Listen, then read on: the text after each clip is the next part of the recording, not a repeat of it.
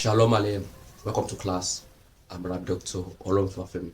Today we are addressing the biblical Hebrew and we'll be dealing briefly with what we have as the biblical Hebrew Alephbeth.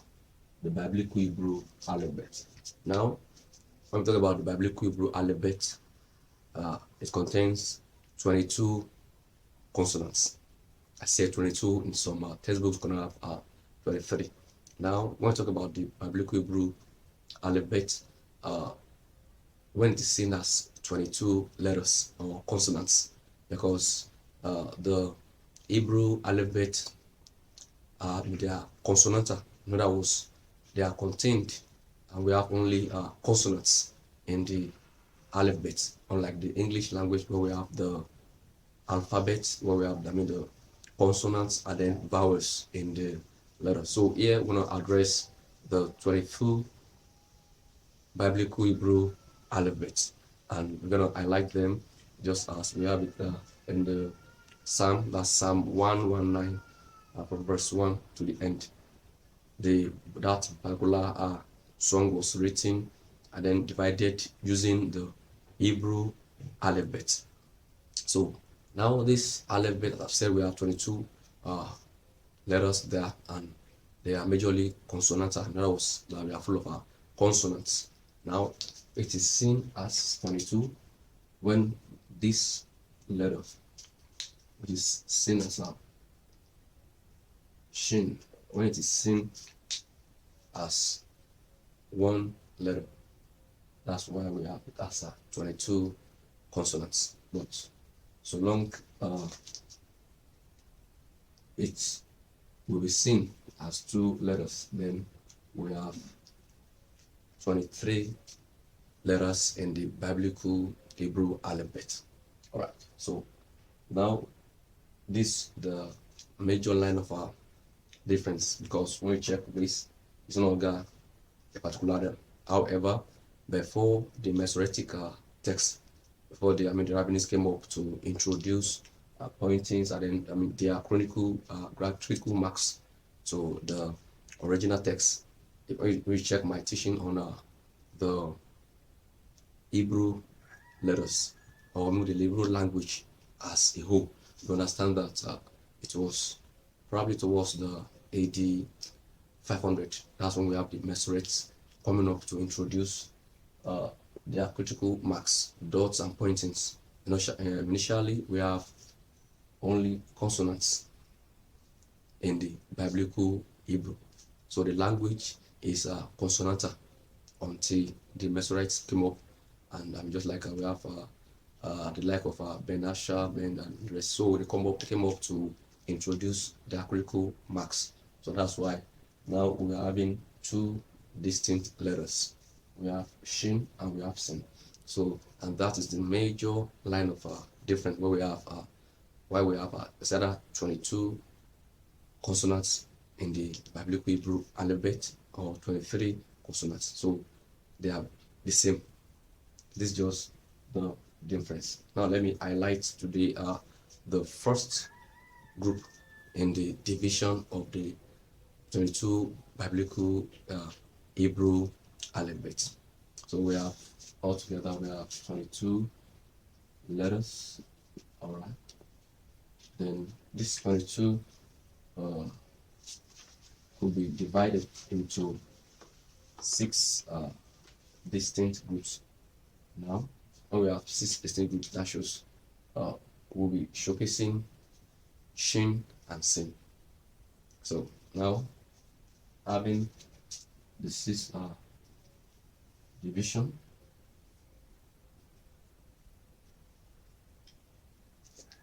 I will be highlighting the first 4 letters that we have in the first group, and they are Aleph, Bet, Gimel, Dalet. Aleph, Bet, Gimel, Dalet. So follow me as I put them up now.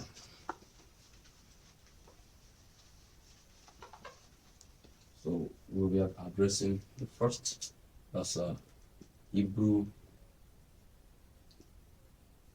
Alephbeth.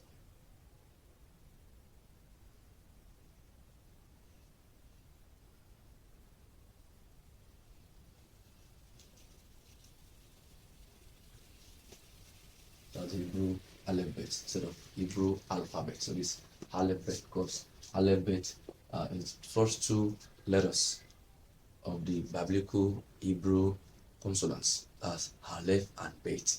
That's where we have the Hebrew Alphabet.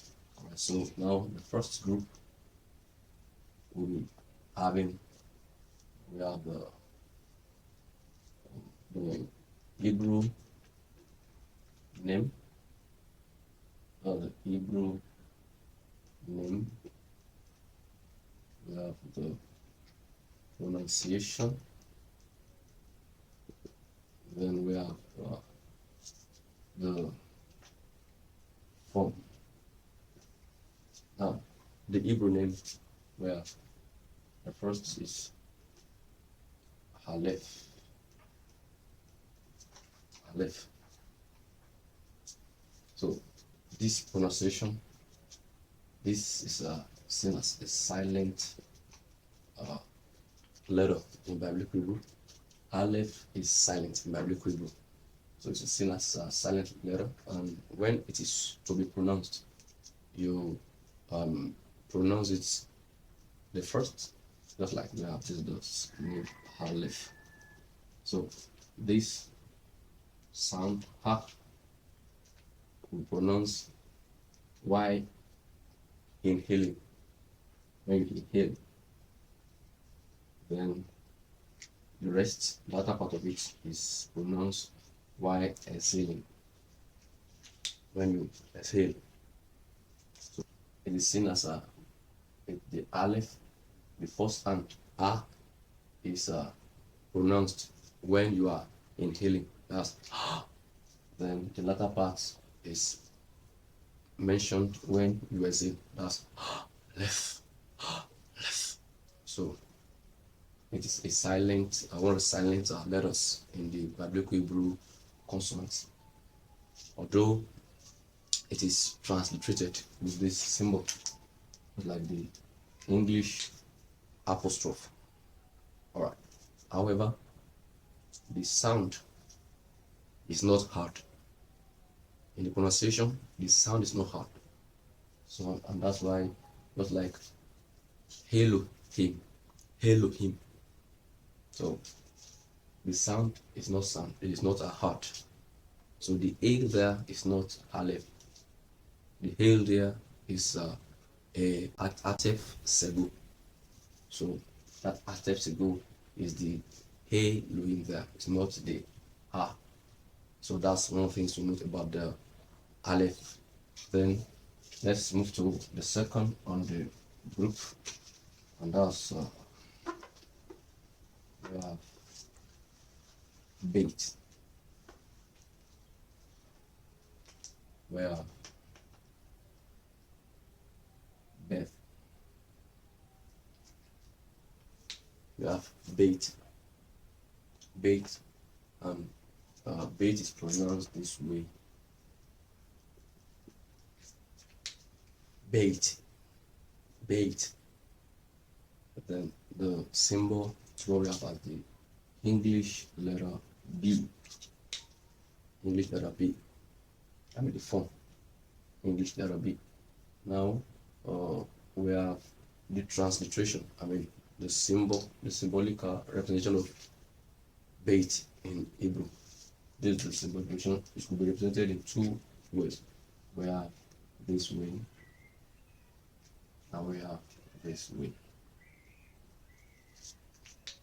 So this bait and this bait, when it is represented this way, that shows it is seen to be seen as the without or the, because as you move further you understand the reason. Because E is one of the biggest Kefat letters, so it has tendency of taking a dagesh or not. So this is a dagesh. All right, so base will be seen this way or this way. So when it's seen this way, then it will be transliterated this way. And when it's seen this way, then we have it as B, as in bat. Bat. Bat means daughter. All right, so let's have the third letter, and that is Gimel. Gimel.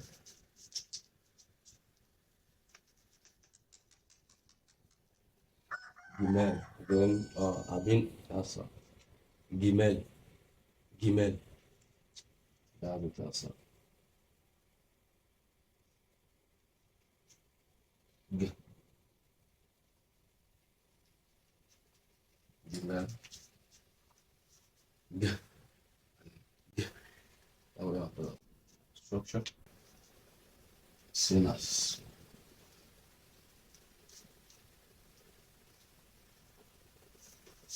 So that's the form.